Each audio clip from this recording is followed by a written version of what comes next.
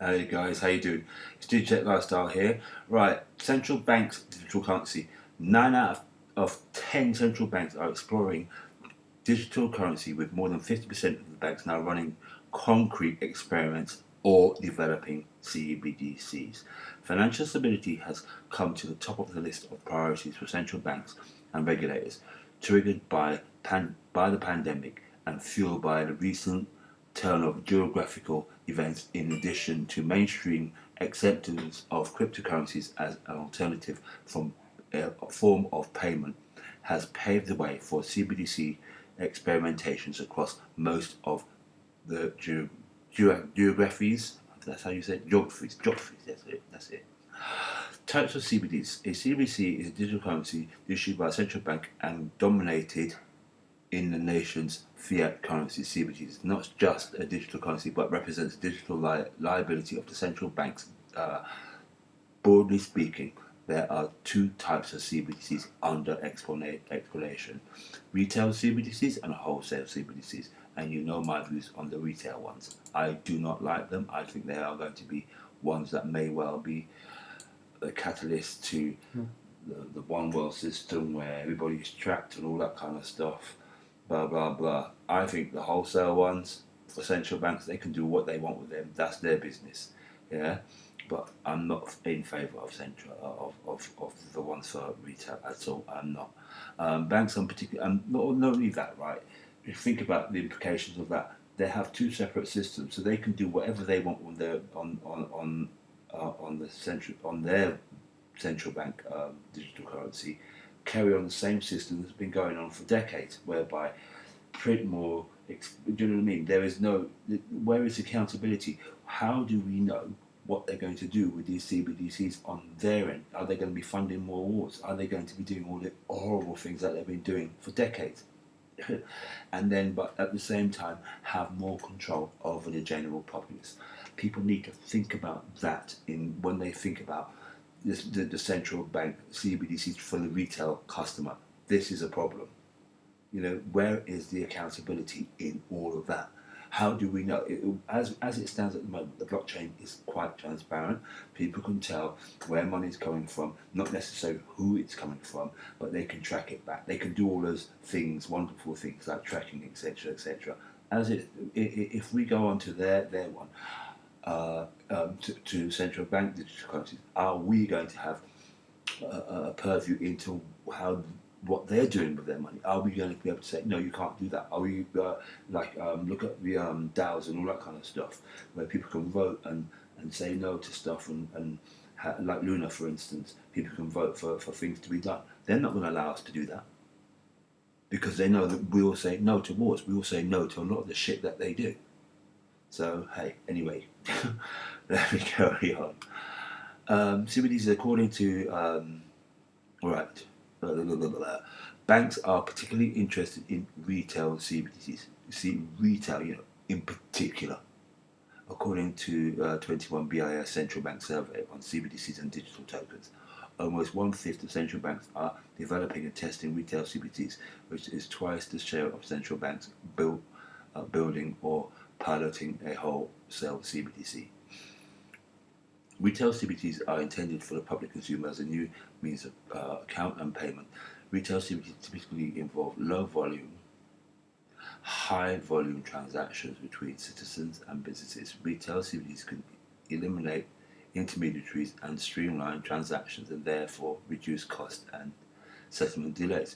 Retail CBDCs are gaining momentum, with countries such as Bahamas, the Sand Dollar, Nigeria, e-Naira, Eastern Caribbean Bank Dcash, and China Digital Yuan, launching their digital currencies within the past couple of years.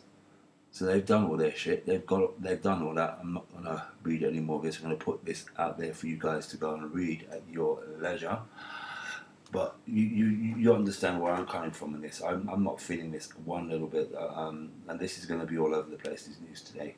But you guys need to take away from what you will, and the link will be in the description, so you guys can read it for yourselves. Like I say on this channel, do your own research. Yeah, I'm just here to provide a little bit, then you guys can go and figure out the rest, because like it's not, I'm not here to give advice on financial advice and stuff like that. I'm just here to tell you what I see happening from my perspective. That's my perspective. That could be, you could look at it and say that's my story, but it's how I see it. So, and I also, if I'm going to get involved in anything, I like to do my own research. I don't like to be told anything, to be oh, you got to go and do that. Do you know what I mean? If somebody recommends something, yeah, that's good, great, but it's always good to go and do your own research, because then if it messes up, then you're the only person that can be blamed, not that person. Anyhow, Celsius. Celsius network is bankrupt, so why is sell price up by 4,000% in 2 months? Crypto lending platform Celsius Network has approximately 1.2 billion gap in its balance sheet, which most liabilities owned to its users. In addition, the firm has filed for bankruptcy protection, so its future looks bleak. So its future looks bleak. Still, Celsius Network, a native utility cell, has soared in valuation by over 4,000% in the last 2 months, reaching 393 on August 30th, compared to its mid-June bottom. Oh wow! Look, wow! In comparison, the top Bitcoin, BTC, and ETH rallied 40% and 130% in the same period. That's disgusting. Typically, the price of the rally made sell an exclusively valued token in early August, when relative strength index RSI crossed above 70% threshold. Takeover rumors appear to be behind Cell's upside. Notably, Ripple wants to purchase Cell network assets, according to an anonymous source cited by Reuters on the 10th. Yeah, so Ripple wants to acquire some of Cell's, and I did see this, but I didn't know it linked into this. I didn't quite read this, but this is great. Wow, wish I'd known. Gee. You can't win everything. 0.93 cents. Shit. 0.093 cents. Under a penny. You could have got in for this. No. Yeah, a penny. Or whatever. Oh well. That's a bit of a shame. Yeah. Never mind. Can't win everything, can you? Anyway, the Ethereum merge. The merge, right, top 5 misconceptions about the anticipated Ethereum upgrade. Right, so they want to tell you what they think. The excitement around Ethereum's ETH upcoming upgrade, the merge, which involves the merger of 2 blockchains, mainnet Ethereum and Beacon Chain, has unknowingly spurred rumors across the community. Termed the most significant upgrade in history of Ethereum, the merge does indeed mark the end of proof of work for Ethereum blockchain. However, here are 5 misconceptions that stood out from amongst them. 1. Ethereum gas fees will reduce after the merge. No, they won't. I know that for a fact. I've heard that before. Ethereum's impending upgrade will reduce Ethereum's infamous gas fees transaction. It is one of the biggest misconceptions circulating around investors. While reduced gas fees tops every investor's wish list, the merge is a change from consensus mechanism that will transition the Ethereum blockchain from proof of work to proof of stake. Yeah. Instead of lowering the gas fees, Ethereum will require work on expanding the network capacity and throughput, so therefore it's centralized again. The developer community is currently working on roll-up centric roadmap to make transactions cheaper. So it will make it. They're not saying it's going to make it cheaper straight away when the merge happens. They're working on it, so it could take another couple of years. Look how long it take them to do this.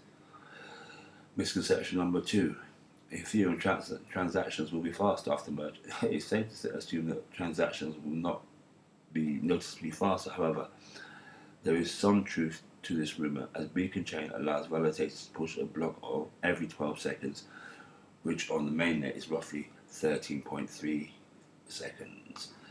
While Ethereum developers believe that transition to proof of stake will enable 10% increase in block production, the slight improvement will go unnoticed by users.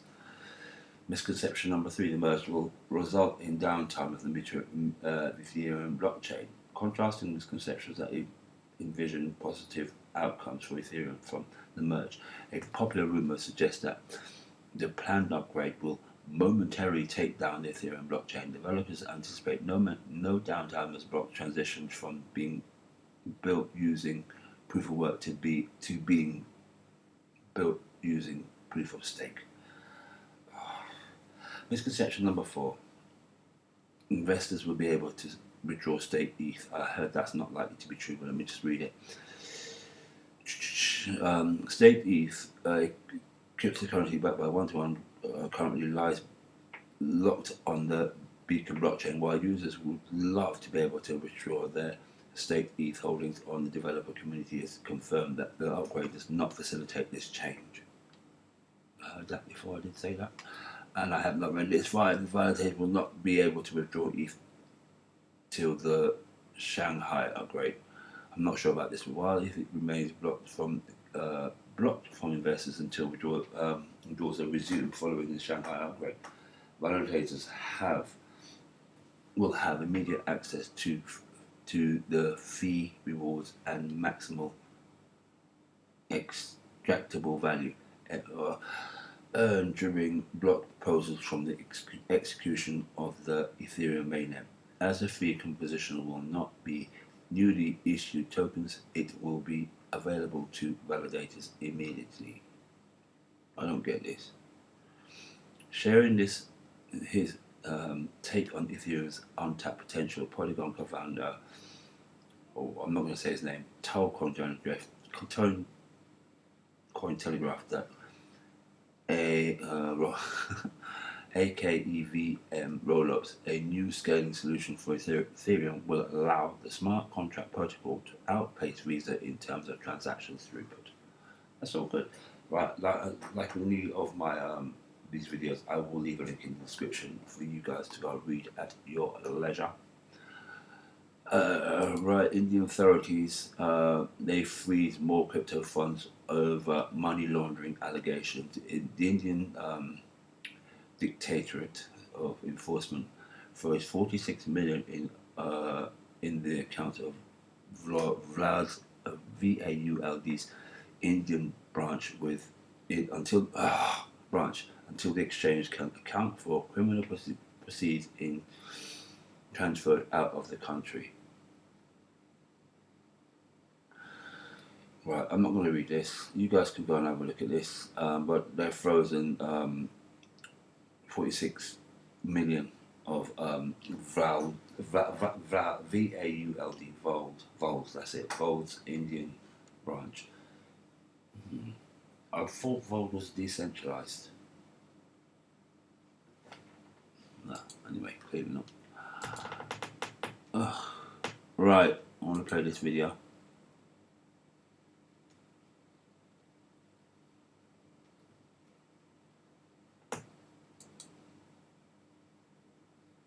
When William Hinman was named Director of Corporation Finance at the SEC, he fought to keep getting millions of dollars in payments from his old law firm, Simpson Thacher.